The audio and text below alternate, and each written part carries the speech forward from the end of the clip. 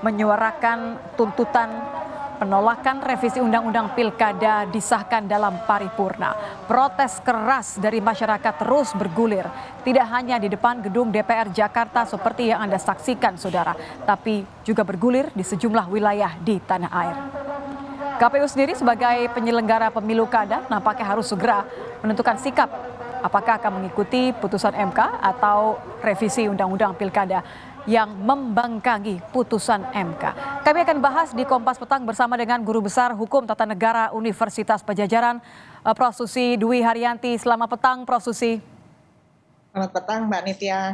Prof, terlepas dari begitu besar penolakan masyarakat, bagaimana Anda melihat pernyataan dari Wakil Ketua Balik kemarin yang mengatakan bahwa alasannya kenapa 8 fraksi ini setuju karena putusan MK ini tidak memerintahkan untuk mencabut putusan MA?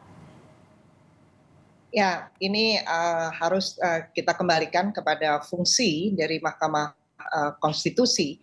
Salah satu fungsi yang terpenting dari Mahkamah Konstitusi itu adalah dia sebagai the guardian of the Constitution.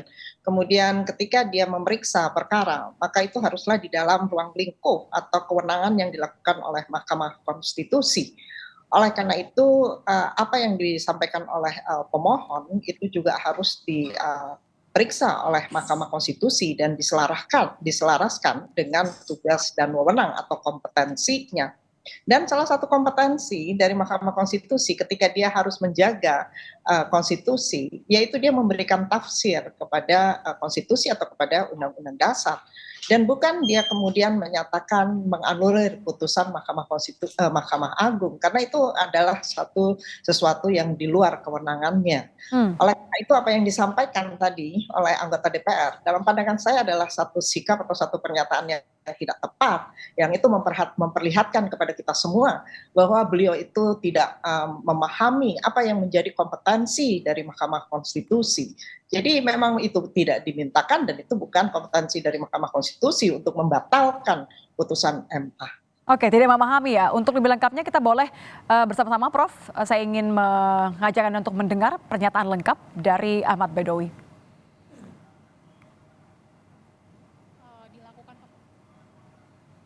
Mahkamah Agung dan Mahkamah Konstitusi itu adalah dua lembaga hukum yang setingkat.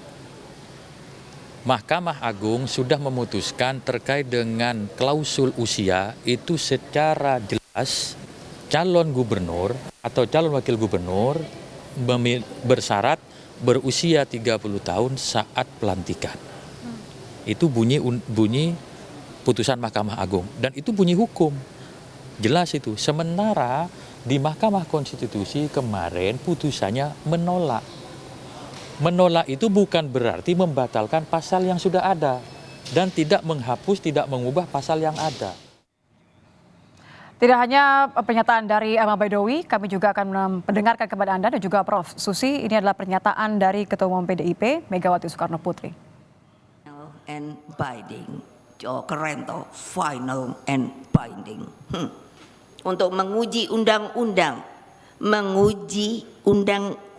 berarti undang-undang berada di bawahnya terhadap undang-undang dasar. Benar apa tidak? Jadi apa amanat ini? Aduh, capek juga ya. Tidak bisa ditafsirkan lain. Karena itulah mengingkari keputusan MK sama artinya dengan pelanggaran terhadap konstitusi. Balik ke Prof. Susi, ini dua-duanya memang tentu sangat berlawanan, tapi satu hal yang ingin saya tanyakan kembali kepada Anda, Prof. Kalau kita mencoba melihat, membandingkan persepsi keduanya, logikanya bagaimana ya? Ini akan bahwa kewenangan mahkamah ini diadu begitu. Bagaimana Anda melihatnya? Mana yang lebih tinggi seharusnya? Kalau kata-katanya kan final and binding, harusnya ketika putusan MK sudah final dan mengikat kepada semua pihak. Ya, saya akan kembali lagi tadi membandingkan keduanya, terutama di dalam perkara pengujian peraturan perundang-undangan, yaitu yang pertama, Mahkamah Konstitusi itu melakukan pengujian undang-undang untuk menilai konstitusionalitas terhadap undang-undang dasar. Sementara Mahkamah Agung itu melakukan pengujian untuk menilai apakah peraturan di bawah undang-undang itu sejalan atau tidak, bertentangan atau tidak dengan undang-undang. Oleh karena itu, ketika kita melihat Mahkamah Agung, itu yang diuji adalah PKPU. Apakah itu PKPU bertentangan atau tidak dengan undang-undangnya. Jadi kan PKPU itu yang diuji. Kemudian Mahkamah Agung mengatakan bahwa syarat itu yaitu pada saat pelantikan, bukan pada saat penetapan sebagaimana diuji di Mahkamah Agung. Nah, sekarang undang-undang itu sendiri diuji di Mahkamah Konstitusi. Memang tidak dibatalkan, tetapi hakim-hakim konstitusi, Mahkamah Konstitusi itu menyatakan bahwa dengan menggunakan berbagai penafsiran, penafsiran sejarah, kemudian juga penafsiran sistematis dengan mengatakan bahwa urutan rangkaian atau tahapan kegiatan dalam pemilihan umum itu merupakan dalam kegiatan dalam satu kelindang, yaitu tahapan pendaftaran, penelitian persyaratan dan penetapan. Oleh karena itu titik batasnya itu adalah pada tahap penetapan. Jadi memang dia tidak membatalkan, tetapi Mahkamah Konstitusi memberikan tafsir dia terhadap pasal 7 ayat 2 tadi ya, pasal 7 ayat 2 Undang-Undang Nomor 10 tahun 2016, dan tafsir yang diberikan oleh Mahkamah Konstitusi itu adalah tafsir undang-undang terhadap konstitusionalitas dengan Undang-Undang Dasar. Oleh karena itu, dalam pandangan saya, mana yang harus diikuti? Apakah putusan MA ataukah putusan MK? Karena kalau kita melihat tadi dari ruang lingkup, maka saya berpendapat bahwa yang harus diikuti itu adalah putusan MK. Ujungnya tetap akan kembali kepada MK ya Prof ya? Betul, itu putusan MK yang harus diikuti karena MK itu menilai undang itu terhadap. Kalau ternyata KPU akhirnya memilih apa yang diputuskan oleh Balek revisi undang-undang, apa yang terjadi? Ini cycle tidak pernah akan terputus nampaknya.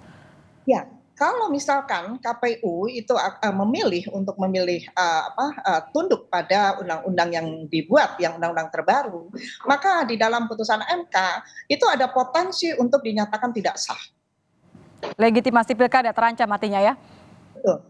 Baik, terima kasih sudah bergabung bersama kami di Kompas Petang, Guru Besar Hukum Tata Negara Universitas Padjadjaran, Profesor Susi Dwi Haryanti. Prof Susi, selamat petang.